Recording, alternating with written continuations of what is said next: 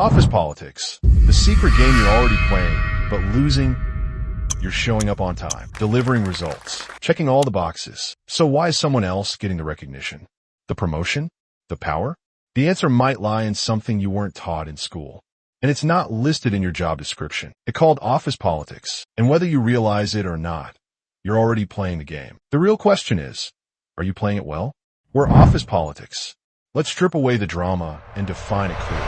Office politics is the invisible network of influence in your workplace. It's about how decisions really get made, who gets heard, and who gets ahead. It's often misunderstood as manipulation or gossip, but in reality, it's more about relationships, perception, and positioning. It can be positive, used to build alliances, promote collaboration, and drive change. Or it can go negative, fueled by self-interest, favoritism, and power plays. Like it or not, every workplace has its unspoken rules. And if you want to grow, you need to understand how to move within them.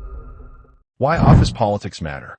Let's imagine two professionals. They have similar roles, similar experience, and similar skills. But one advances faster, gets noticed, becomes influential. The other blends into the background despite doing great work. What's the difference? One navigates the formal structure. The other? They understand the informal one too. The web of influence, trust, and perception that truly shapes success. Office politics is often the missing piece between where you are and where you want to be. Because truth is, performance matters. But perception? That's what opens doors. How to navigate the game without losing your integrity. So how do you engage with office politics? Strategically and ethically? Here are the core principles. Build genuine relationships. Don't wait for networking events. Every conversation is a chance to connect. Ask questions. Be curious. Offer support. When people know you, they're more likely to trust you and champion you. And remember, relationships aren't built overnight. They're the result of consistent, small moments of connection. Stay professional under pressure. Resist the urge to vent or gossip. Emotion-driven reactions can cost you trust and credibility. When tension rises, respond with calm, not chaos. Being the voice of reason when things get messy, that builds power without ever raising your voice. Observe the unwritten rules. In every organization, there are patterns. Who has influence, even without a title? Which projects get the most attention? What behaviors get rewarded or quietly punished?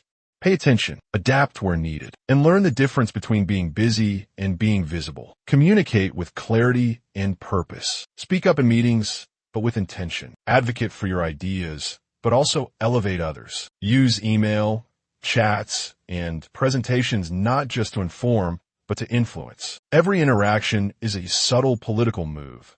Make it count. Earn your reputation. Politics isn't about pretending to be someone else. It's about becoming known for the strengths that matter. Be the person who follows through, who solves problems, who makes others better. That's influence, and it's far more powerful than any title. Pitfalls to avoid. Now, a few landmines to avoid. First, gossip. Yes, it might feel like insider intel, but it erodes trust. And once lost, it's hard to regain. Second, taking sides in conflicts. Stay neutral, stay kind, and focus on solutions. Third, overconfidence. Believing that talent alone guarantees success. That's a trap. Your skills matter, but visibility and relationships are what move the needle. Fourth, manipulation. If your strategy feels sneaky, it probably is, and it will backfire sooner or later. Be smart, be strategic, but above all, be principled. Final thoughts and takeaway. Office politics isn't a dirty word. It's simply the recognition that human dynamics drive decisions, and your ability to understand and navigate those dynamics is one of the most valuable skills you'll ever build. So, don't avoid the game. Learn the rules, play it wisely, and use it to create a career that feels not just successful, but aligned with who you truly are. If this shifted how you see your workplace, even just a little, then you're already ahead of most. Because understanding the game is the first step to mastering it. It's how you start playing the long game with clarity and purpose. Office politics doesn't have to be a dirty game. It can be a strategy built on awareness, connection,